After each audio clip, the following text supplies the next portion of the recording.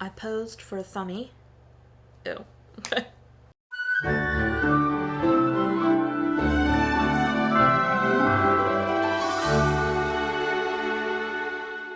Welcome back to Every Disney Movie Ever. My name is Jess and I'm watching Every Disney Movie Ever. Today I'm going to talk about Invincible. Invincible is a 2006 theatrical release. It is about a man from Philadelphia who gets the chance of a lifetime to play for the Eagles.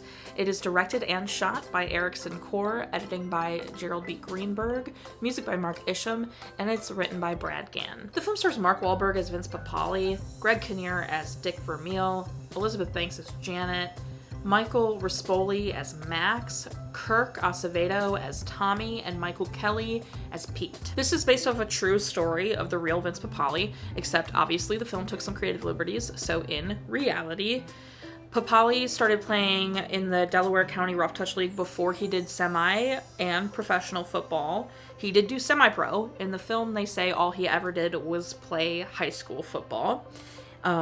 His first wife did leave him, but it was 5 years before the events of the film. And Janet, he didn't meet and marry until after his career with the Eagles was over. He had a second wife that they just totally erased. He met, dated, and married his second wife all during the course of the film's events, but they just skipped ahead to Janet, which feels a little weird. Papale participated in an open tryout before earning his spot on a different team, not the Eagles. For the Eagles, he was invited to a private workout by invitation only. Like, it was invitation only, so it was not a wide open call. The movie opens saying the Eagles lost to a team that was worse than they were, which is, in the movie, it's the Bengals, which is not true. The Bengals were 11-3 in 1975. And then the big game against the Giants at the end of this movie that they win, it's shown that the Giants get a 7-point lead, like right in the beginning.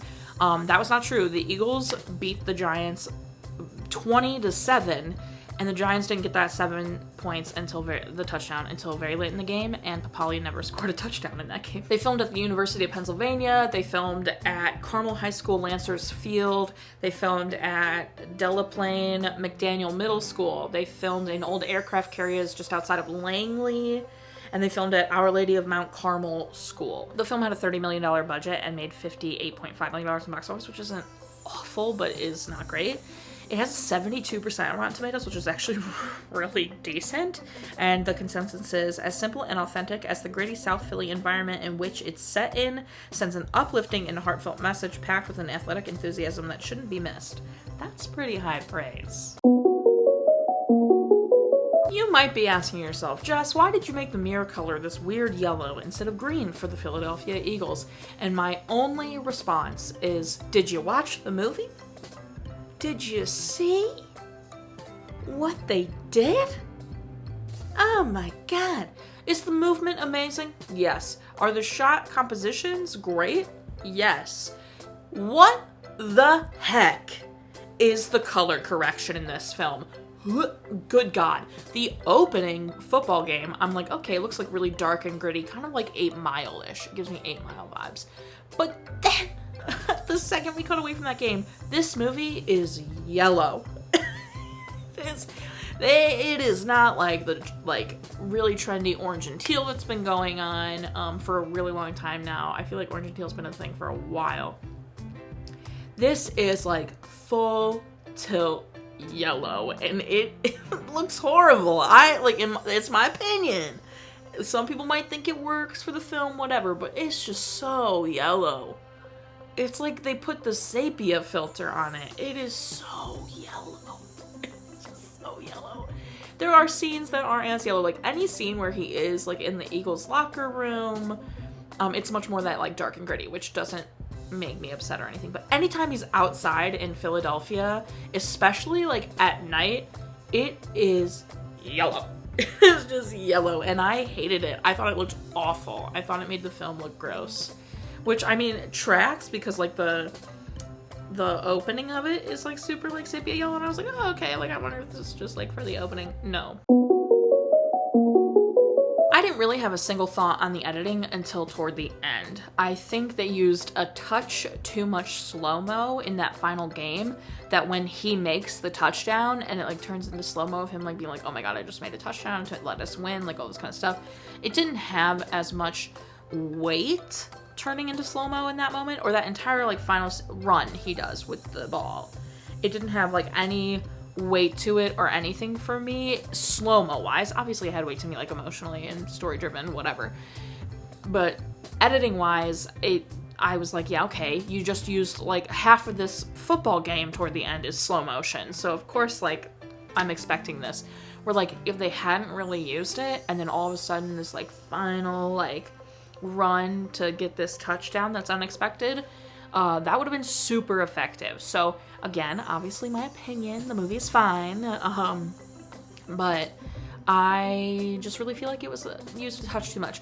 Also, this is structured really differently than a lot of the sports movies we've been watching, because there is room to explore, because it's about a single person instead of about a team. You know, like Remember the Titans and Miracle and whatever the last one about the Glory Road and all those, they're about a team, where this was about Vince. So you're able to explore a bit more, you're able to flesh out the story before the big game more. So the big game is like really like the end. There is nothing after the big game. Like, that's the big game, which even wasn't like a big game in real life. So it is more exploratory of Vince than it is of like overcoming some obstacle, which, you know, was fine. I don't have a strong opinion on the score, which is interesting because I feel like lately Mark Isham's been hitting it out of the freaking dang park. I'm looking at you, 8 Below. So I didn't have a super strong opinion on the score. However, there is a very, very brief moment that Mark is walking, well, Vince is walking down the street, and it's super late at night, and One for My Baby by Frank Sinatra is playing. That's one of my favorite Frank Sinatra songs, and it's never used because that's one of his like sadder ones, and you know, his like The Way You Look Tonight and Got You Under My Skin, and you know, all those are the ones, Summer Wind, Fly Me to the Moon, you know, like all those are the ones that are used for Frank. No one really uses One for My Baby, and I love that song, so I was so excited. I feel dialogue-wise, this is kind of all over the place. I feel like it has some really beautiful like exchanges and really real exchanges between him and his friends. But right toward the beginning, the exchange between him and his wife was atrocious, and it's right at the beginning. So I was like, oh no, is this what the movie's gonna be? And it wasn't. The movie itself, the dialogue did go on and like was fine. They really just did that whole wife leaving him scene for like no reason. Honestly, they take this wife leaving him scene to give him like this whole reason to be super like sad, which like, okay, fine. But then they have him with this note from her that's like, you'll never be successful, you'll never amount to anything, you know, whatever, you'll always be worthless, or whatever it is that he like carries around as like a drive to like keep going or whatever for the Eagle stuff. And like, he doesn't need that, you know? Like, we don't need it. He doesn't need that. He's a person in this movie who played only high school football, who's getting a chance to play on an NFL professional football team. He could just be excited and have the heart to keep, like, prove himself. We don't need a note from an ex-wife saying he's gonna suck forever. It's so unnecessary, and really didn't add anything for me. Like, you could have told the exact same story and just cut out the part about his wife, and it would have been fine. The movie would have been totally unaffected. You would have taken out the scenes where he's reading the note, being like, oh, I'm gonna, and then when he rips it up at the end, so unnecessary. He could have just been like, okay, it's time to freaking prove myself, and bada bing, bada boom. Super unnecessary. So that was probably like the part that I was like, okay, this was making it kind of like, ooh. Because then you turn around and he's got this love story with Janet, who I found it very difficult to be behind because I knew they erased his second wife. I think if I hadn't known like the true story, I maybe wouldn't have been as bothered, but I think because I'm like, yo, this is based on a real person. How do you think his second wife is gonna feel being like totally freaking erased from history? Like, I'm sure, I don't know, you know, whatever. My favorite moments in this movie were the moments between him and his friends. I thought those were so beautiful. The moment where he hasn't said anything to any of them about being the only person from the open tryout to be selected, even though it wasn't an open tryout, but we understand.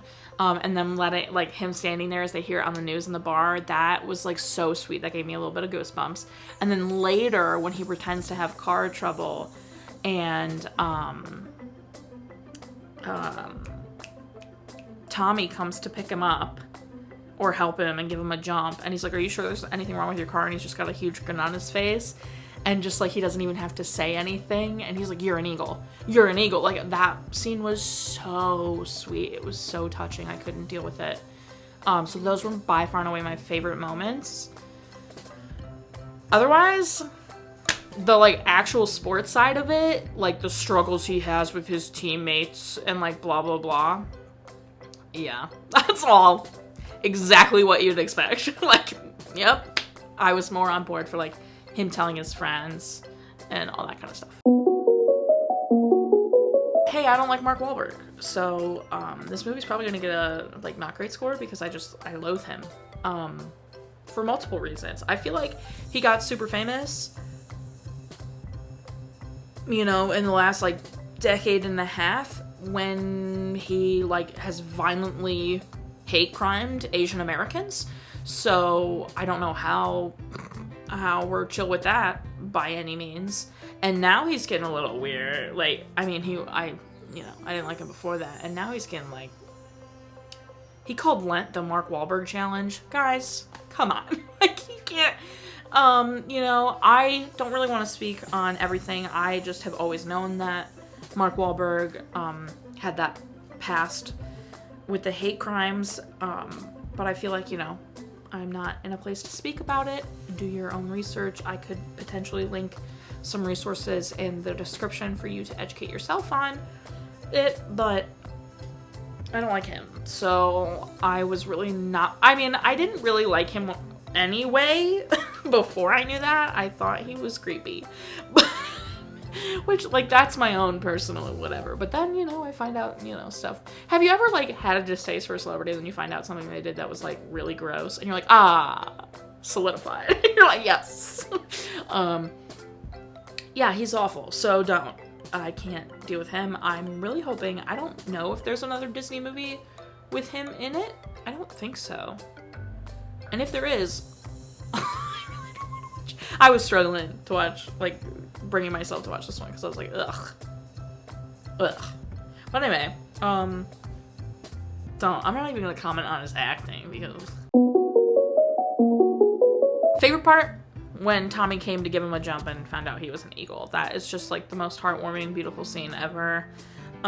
Least favorite part? The scene between him and his wife at the beginning. It was awful. And then him, like, taking out his anger on physical things. That's cute.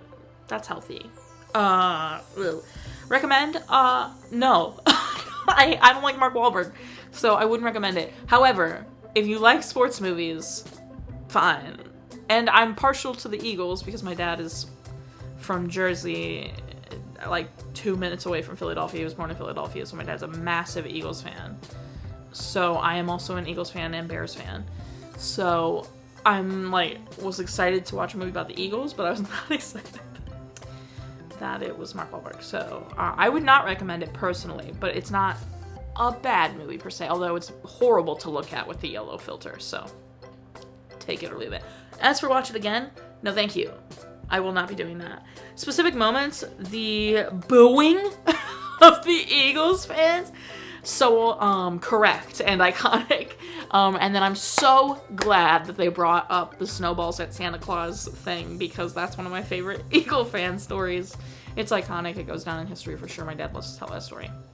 For those who might not know, Eagles fans are unforgiving and ruthless and don't care. And one year, Santa Claus, like, came and was, like, walking along and the fans threw snowballs at him to get him off. It's just comical. So I thought that was really accurately portrayed and it made me laugh. The friends reacting to when he was invited to training camp was so great. I know I've already brought it up. the moment between Vince's dad and Max when they were at the bar and Vince made the touchdown, he turned and he was like, "That's your boy." That was so sweet and such like a small moment, but it was so good. I loved that. Overall, this was fine. I laughed. I was invested. It was entertaining from beginning to end. It's not like I was like bored out of my mind, but I don't like Mark Wahlberg. So it's like, can it be done? Can this movie be over now, please? So, you know, it's fine. That's everything I have for Invincible. My final rating is 5 Eagles out of 10. Our total movie count is... Oh my god, parent death. Totally. They talk about his mom. Our parent death total is... Cry count is still the same. If you want to keep up with the movie watching when, follow me on Instagram, Twitter, you'll find out what movie watching when. I put out videos every Monday and Friday and sometimes Wednesday. Join Patreon. I got a tier starting at just $1 where you get every video a week early and a coupon code for merch. Tiers above that. Lots of things. Go check it out. Buy merch. This is OG. Original ADME merch. Go buy it. And until next time, comment, like, subscribe, but I'm not in charge of your life. You are. So you do you, and don't be his ex-wife about it, I guess. That was horrible. I mean, like, even if they were having problems, that was really shitty, so.